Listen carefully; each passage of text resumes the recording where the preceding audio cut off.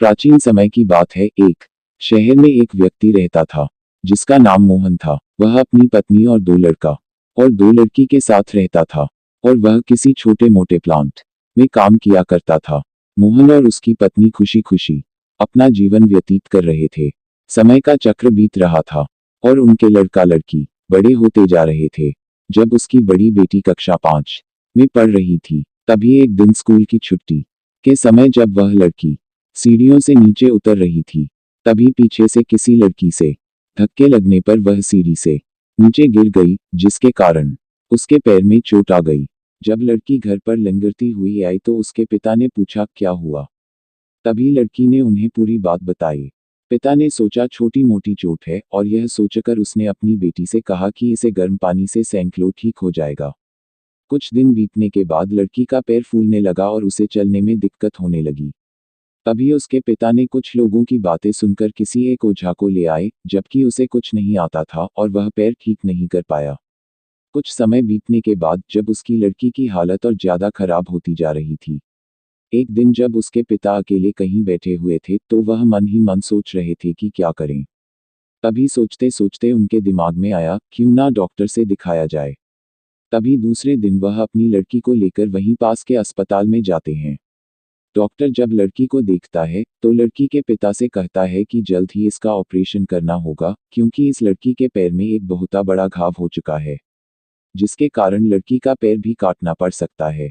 पिता डॉक्टर से पूछता है कि ऑपरेशन में कितने पैसे लगेंगे।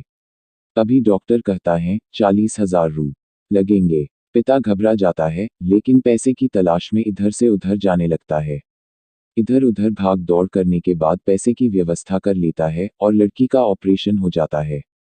ऑपरेशन के बाद लड़की अपने घर आ जाती है, परंतु लड़की के पैर में कुछ सुधार न होने के कारण पिता चिंतित रहने लगता है।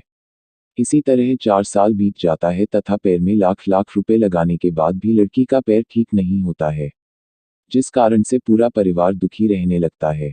कुछ समय बीतने के बाद लड़की का विवाह हो गया और लड़की के जीवन में खुशहाली आ गई। पिता सोचता है कि अब सब कुछ ठीक हो गया है, संघर्षों का दौर खत्म हो गया। परंतु किस्मत को कुछ और ही मंजूर था। एक दिन जब वह बाजार जा रहा था, तभी पीछे से किसी ट्रक के द्वारा उसका एक्सीडेंट हो गया, जिसके कारण उसके सर में गंभीर चोट आई। चंदन 1 महीने तक बिस्तर पर ही रहा। 1 महीने के बाद ठीक होने पर वह सोचा कि अब सब कुछ ठीक हो जाएगा।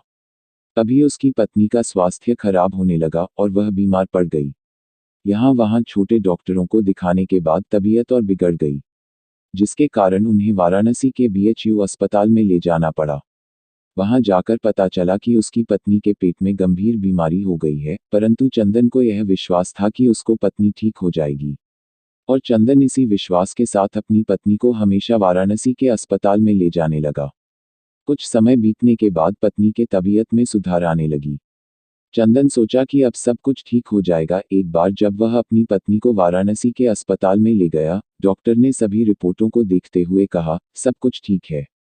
चंदन बहुत ही खुश हुआ और वह अपने पत्नी के साथ अपने शहर वापस आ गया। अगली सुबह सब कुछ ठीक था। चंदन का बड़ा और छोटा बेटा दोनों स्कूल चले गए और चंदन अपने काम पर चला गया। बड़ा बेटा स्कूल में सोच रहा था कि चलकर माँ से कुछ बातें करेंगे, तभी 11 बजे उसका मित्र आता है और कहता है कि चलो तुम्हारी माँ की तबीयत खराब हो गई है। बड़ा बेटा दौड़ता हुआ अपने घर की तरफ आता है, तब तक बहुत देर हो गई होती है, उसकी माँ की मृत्यु हो चुकी होती है।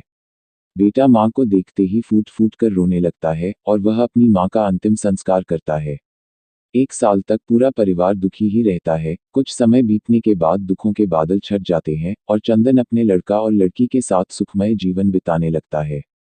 आज उसका परिवार खुश खुशी जीवन जी रहा है। दोस्तों, जीवन में सुख और दुख दिन और रात की तरह होते हैं, जो कभी स्थायी नहीं रहते। इसलिए दुख के समय में कभी हिम्मत नहीं हारना चाहिए तथा सुख के समय कभी अहंकार नहीं करना चाहिए।